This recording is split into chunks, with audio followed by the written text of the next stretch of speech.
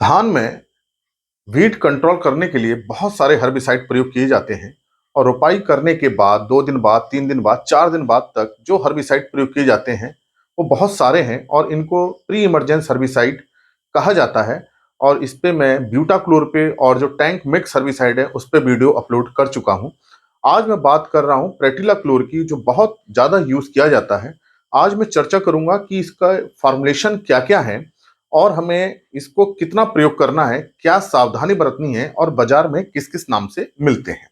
तो आप ब्यूटाक्लोर का प्रयोग कर सकते हैं, ब्यूटाक्लोर ना मिले तो प्रेटिलाक्लोर का प्रयोग कर सकते हैं और आजकल टैंक मिक्स, जिसे हम रेडी मिक्स हर्बिसाइड कहते हैं, वो भी आते हैं। ये निर्भर करता है कि आपके क्षेत्र में कौन सा हर्बिसाइड मिल रहा है, उसको प्रयोग करें। तो पहली बात तो यह है कि जो प्रेटिलाक्लोर है प्री इमरजेंस हर्बिसाइड है।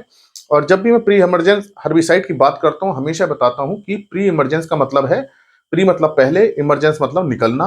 घास को निकलने से पहले ही जो हर्बिसाइड प्रयोग किए जाते हैं उसको प्री इमरजेंस हर्बिसाइड कहा जाता है। और ये सामान्यतः बुआई के 1 दिन, 2 दिन या अधिकतम 3 दिन तक प्रयोग किए जाते हैं। चाहे मक्का हो, गेहूं हो, कोई भी फसल हो, अगर प्री इमरजेंस हर्बिसाइड है तो बुआई के तुरंत बाद डालना चाहिए। तो यहाँ बात है हमारे धान की, और धान में प्रोटेलाक्लोर बहुत प्रयोग किया जाता है। तो आपको जो इसका प्रयोग करना है, रोपाई के बाद करना है। रोपाई के 2 दिन बाद कर लीजिए, 3 दिन बाद कर लीजिए, मैक्सिमम 4 दिन। 4 दिन के बाद आप इसका प्रयोग करेंगे तो फिर इसका प्रभाव कम हो जाएगा। तो आपको रोपाई के तीसरे या चौथे दिन तक इसका प्रयोग कर देना है। तो ये बात बहुत महत्वपूर्ण है कि समय क्या है। समय यही है कि आप रोपाई के 3 से 4 दिन के अंदर तक इसका छिड़काव कर दें। तो ये एक बहुत महत्वपूर्ण सावधानी है। दूसरी सावधानी हमें ये रखनी है कि जब आप इसका छिड़काव करें खेत में, धान में रोपाई के बाद, तो पानी 2-3 सेंटीमीटर तक होना चाहिए, बहुत ज्यादा पानी नहीं होना चाहिए। तो 1 इंच तक पानी है, 2-3 सेंटीमीटर वो पानी रहे इसके छिड़काव के समय। दूसरी सावधानी हमको ये भी रखनी है कि इसके छिड़काव के बाद बाहर से कोई पानी आप ना दें, ना खेत का पानी बाहर निकालें, क्योंकि ये दवाई आपने जब डाल दी है पानी में मिलकर के जमीन पे सेट होगी, मिट्टी पे सेट होगी और वहां जाके जो खरपतवार के, घास के जो बीज हैं, उन जमते हुए बीजों को ये खत्म कर देगी। तो अगर ये पानी खेत से बाहर निकल गया तो ये दवा भी बाहर निकल जाएगी। तो आपको ध्यान रखना है कि मेड़ आपकी अच्छी बंदी हो, पानी खेत में ही बना रहे और कोई नया पानी मत दीजिए। और ये इंश्योर कीजिए कि 1-2 दिन तक दवाई वाला पानी खेत में बना रहे। तो ये आपको ध्यान रखने की बात है, नहीं तो दवा का असर कम हो जाएगा। अब बात करते हैं कि इसके फॉर्मुलेशन क्या-क्या है। मतलब ये किस, इसके जो टॉक्सिकेंट्स हैं वो किस रूप में आते हैं। तो देखिए यहाँ देखिए ईसी लिखा है, ये ईडब्ल्यू है, ये ईसी है। तो इसके दो फॉर्मुलेशन है, ईसी और ईडब्ल्यू। ईसी है इमल्सिफिएबल कंसंट्रेट, लिक्विड में रहता है। ईडब्ल्यू है इमल्सन इन वाटर, ये भी लिक्विड में है। लेकिन इमल्सन इन वाटर जो है, टॉक्सिसिटी अगर हम देखें, इसका प्रभाव देखें तो ईसी की अपेक्षा ज्यादा अच्छा होता है। तो जो हर्बिसाइड ईडब्ल्यू वाले होते हैं वो वीड्स को जल्दी मारते हैं, ज्यादा मारते हैं, अच्छे ढंग से मारते हैं। तो इनकी इफिकेसी या इफेक्टिवनेस या इनका प्रभाव वीड्स पे ज्यादा होता है, तो ये ज्यादा इफेक्टिव होते हैं। तो अगर हम ईसी और ईडब्ल्यू की बात करें तो ईडब्ल्यू वाला जो हर्बिसाइड होगा बहुत अच्छा होगा। ऐसा नहीं है कि ईसी वाला अच्छा नहीं होगा, लेकिन इसके प्रभाव अच्छे आते हैं। तो ये 50% ईसी से जो अच्छा हमें रिजल्ट नजर आता है वो 37% ईडब्ल्यू में आता है। अब ये 50% का मतलब यह है कि इसमें 50% टॉक्सिकेंट है, 37% लिखा है तो केवल ये 37% टॉक्सिकेंट है। तो ये इसका फॉर्मुलेशन और इसके टॉक्सिकेंट की अमाउंट होती है। ये तो एक साइंस की बात हुई, केमिस्ट्री की बात हुई। लेकिन कुल मिला के बात यह है कि ईडब्ल्यू वाला जो फॉर्मुलेशन होता है उसका जो वीड्स पे प्रभाव अच्छा आता है। तो प्रेटिलाक्लोर दोनों में आ रहा है, ईसी में भी आ रहा है, ईडब्ल्यू में भी आ रहा है। अगर आपके वहां 50% ईसी वाला प्रेटिलाक्लोर है तो आपको 1 एकड़ में ध्यान रखना है 400 से 600 मिलीलीटर मात्रा 1 एकड़ में प्रयोग करनी है। तो ऑन एन एवरेज आपको आधा लीटर, इसका एवरेज निकाल ले तो आधा लीटर 1 एकड़ में आपको दवा प्रयोग करनी है। दवा प्रयोग करते समय खेत में पानी 2-3 सेंटीमीटर बना रहे, इस बात का ध्यान रखें। और खेत का पानी 1-2 दिन तक बाहर ना जाए, ना ही आप नया पानी लगाएं। नया पानी लगाने से हो सकता है कि पानी बह करके बाहर निकल जाए, तो दवा अपना अच्छा असर करेगी। तो ये इसका मैंने रेट बताया, लगभग आधा लीटर 1 एकड़ का। अब ये तो देखिए जो प्रेटिलाक्लोर है ये कॉमन नेम है। कंपनी इस प्रेटिलाक्लोर को अलग अलग कंपनी अलग अलग नाम से बेचती है। कोई भी दवाई हो, चाहे इंसेक्टिसाइड हो, फंजीसाइड हो, हर्बिसाइड हो, हर कंपनी, दवा एक होगी लेकिन उसके नाम अलग अलग होंगे। हर कंपनी अपने नाम से बेचती है।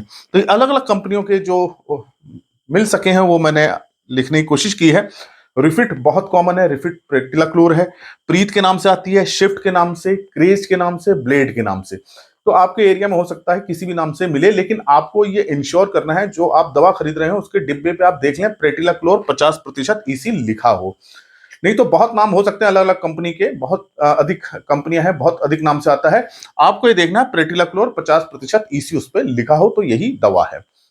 दूसरी दवा जो है ईडब्ल्यू, जो मैंने बताया इमल्सन इन वाटर, ये 37% में आती है और इसकी भी थोड़ी मात्रा आप देखेंगे 600 से 750 मिलीलीटर प्रति एकड़ की है। तो ये इस मात्रा को आप प्रयोग कर सकते हैं। 600 ml ये भी है, 600 ml ये भी है। तो थोड़ा सा आप 600 ml से ही इसको प्रयोग कर लीजिए 1 एकड़ में। और जो ये नाम से आती है देखिए रिफिट है या रिफिट प्लस है, तो अगर वो प्लस वाला है, उसी कंपनी का प्रोडक्ट है किसी कंपनी का, तो प्लस में जा रहा है तो समझिए कि वो ईडब्ल्यू वाला ही होगा। लगभग कॉमन सी ये बात है। तो ये रिफिट है तो ये रिफिट प्लस है। और जो दूसरी कंपनी नाम से आता है प्रेटिला गोल्ड है, थोर प्लस है, आईफ्लिट प्लस है। तो ये जो फॉर्मुलेशन है बहुत ही अच्छा है, आप इसको भी प्रयोग कर सकते हैं। तो ये जो दोनों है 50% ईसी और 37% ईसी, ये होते हैं ट्रांसप्लांटेड राइस में, रोपाई वाले राइस में, जहां आपने धान की रोपाई करी है, पानी बना हुआ है। इस बात को ध्यान रखिए कि आप ईसी ले रहे हैं या ईडब्ल्यू ले रहे हैं, ये रोपाई के लिए है। लेकिन जो ईसी 30.7 वाला है, इस बात को ध्यान रखें, 50 वाला नहीं, जो 30 वाला है, ये डायरेक्ट सीडेड राइस वाला है, जहां धान की सीधी बुआई की गई है, मतलब वहां ट्रांसप्लांटिंग नहीं की गई है, वहां पानी भरा हुआ नहीं है, ट्रांसप्लांटिंग नहीं की गई है, रोपाई नहीं की गई है, वहां के लिए है ये। तो आप इसको ध्यान करें, नोट कर लें, ये डीएसआर सीधी धान बुआई के लिए है। ये ट्रांसप्लांटेड राइस के लिए नहीं है। आप इसका प्रयोग करेंगे तो आपको इसके इतने अच्छे रिजल्ट्स नहीं मिलेंगे। तो ध्यान करें कि आप प्रेटिलाक्लोर ट्रांसप्लांटेड रोपाई वाला राइस है तो 50% ईसी वाला डालें, 30.7 वाला नहीं डालें। ये डीएसआर डायरेक्ट सीडेड राइस के लिए होता है और इसकी मात्रा 600 से 800 मिलीलीटर प्रति एकड़ होती है। तो ये अलग अलग नाम से है, प्रिंस एन के नाम से है, कंट्रोल के नाम से है, बल्क के नाम से आता है, ब्रूम सुपर के नाम से आता है। तो चूंकि रोपाई के लिए आप इन दोनों को प्रयोग करें जहां रोपाई हो रही है। आप चाहे ब्यूटाक्लोर का प्रयोग कर लें, चाहे प्रेटिलाक्लोर का कर लें, चाहे टैंक मिक्स रेडी मिक्स के लिए मैंने एक वीडियो बना रखा है, उसमें बहुत सारे हर्बिसाइड है, उनमें से किसी एक का कर लें। लेकिन केवल आप एक ही हर्बिसाइड का प्रयोग करें, बहुत सारे हर्बिसाइड का प्रयोग नहीं करें।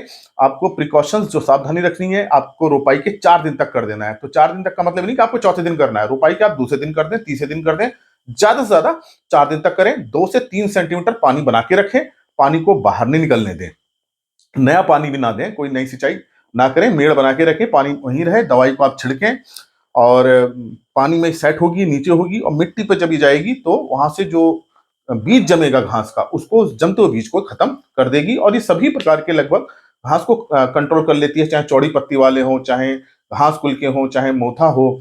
तो सांवा है, छोटा सांवा है, बड़ा सांवा है, या जंगली धान है, जंगली कोदो है, उन सबको ये कंट्रोल कर लेती है। तो आपकी घास की समस्या खत्म हो जाएगी। लेकिन आपको 2-3 बातों को ध्यान रखना है, रिकमेंडेड डोज देनी है, सही समय पे देना है और पानी 2-3 सेंटीमीटर बना के रखना है। तो आप किसी एक का प्रयोग करें, दोनों का ना करें, किसी एक का करें। और इस वाले का केवल जहां धान की सीधी बुआई हो रही है उस वाले क्षेत्रों के लिए है, ये रोपाई के लिए नहीं है, इस बात को समझ लें।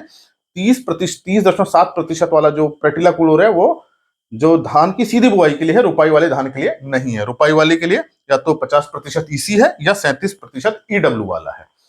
तो ये मैंने आपको जानकारी दी।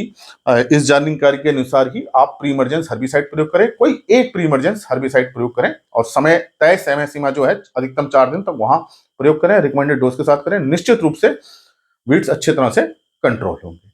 इसी तरह को लेक्चर्स को देखने के लिए आप कृषि किसान प्लेलिस्ट देखिए और अगर चैनल सब्सक्राइब नहीं किया है तो सब्सक्राइब कीजिए। धन्यवाद।